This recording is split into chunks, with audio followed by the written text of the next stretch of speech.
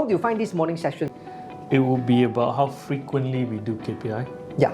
And how it should differ for management team and operation team and business development. Because in my company there is a business development team, which we were not doing before.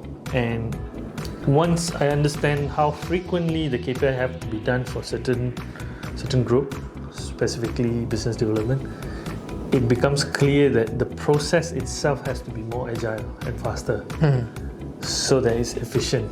Yes. If it's all paperwork, then the whole thing is bulky and it's not doable. Yes. So that's one.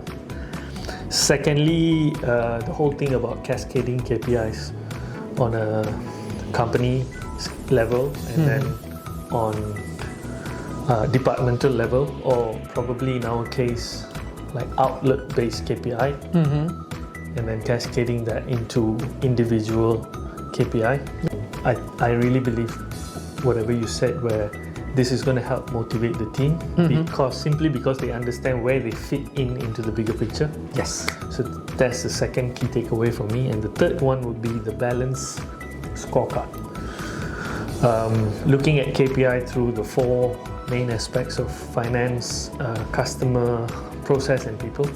I think judging staff's performance, whether that is especially the management team and also the business development team from this aspect, allows me to see where else I can add or improve their performance. Yes. So these are three main takeaways for me. Okay. Very overall, if you want me to comment on the training so far, very clear and very helpful. That's what I would say.